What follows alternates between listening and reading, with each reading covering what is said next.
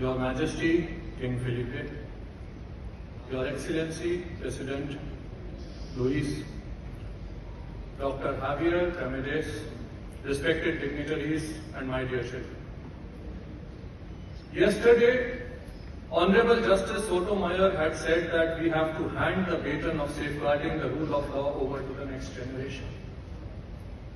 I agree completely, that must be the truth. But respectfully, for that to happen, the rule of law must first protect the children before the children can rise up and protect the rule of law.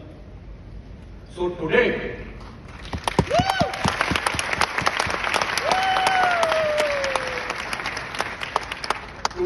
if we fail to protect our children, nothing else we do in life matters. Unfortunately, today we live in a time where in Ghana, a 62-year-old priest marries a 12-year-old child as his fifth wife with impunity, and rescinds only after he was threatened with prosecution and punishment for over 10 years for child abuse. In India, a high court ruled that merely watching or downloading child pornography was not a crime. It was overturned later, but the damage had been done. In Iraq, a law was passed as recently as in 2024 that a 9-year-old girl can be married off by law. A law allows for a 9-year-old child to be married off.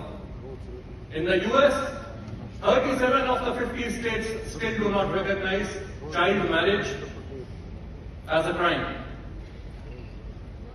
2 days ago, I had asked my son, what do you understand by the term rule of law?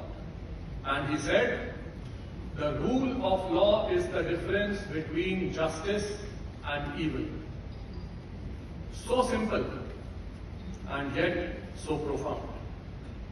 For the rule of law to exist, we have to ensure that the laws exist and the laws are just.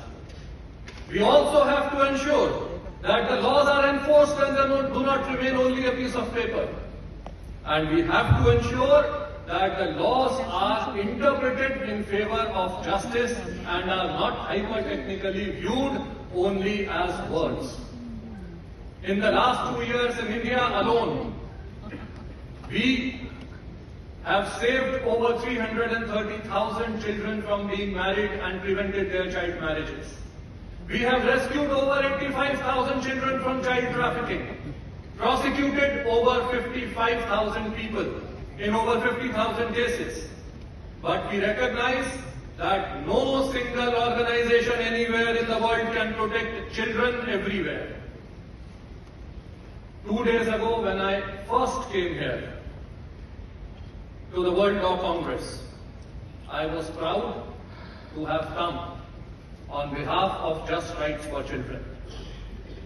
Today, I am prouder to live here as a part of this collective force of good, as a part of this big family of the people who are willing to fight for what they believe is right.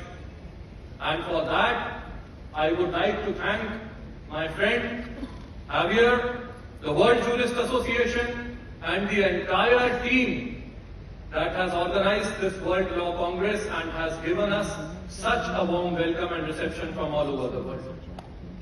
Friends, history has shown that the leadership from lawyers whose actions and consciousness have transcended boundaries and inspired generations have been the biggest moral force in the world.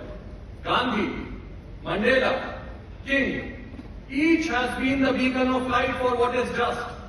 And in questioning and expanding the boundaries of the then existing rule of law, they have only strengthened the rule of law. When you question and expand the boundaries of rule of law, that is the way to strengthen it. And that is the legacy we must honor. That is the path we need to walk on. And that is why I propose we, the people who understand the law, the people who value justice, we must shoulder the responsibility and accountability for action. And we must create a global movement of lawyers for the protection of children everywhere. This global movement called Justice for Children Worldwide, under the aegis of the World Jurist Association, will first begin in 25 countries but will expand all over the world. From Kenya to Iraq, from Dominican Republic to India, from Europe to the United States, we shall fight together for justice and the rule of law and for our children. And together, my friends, my brothers, my sisters, together we shall win. We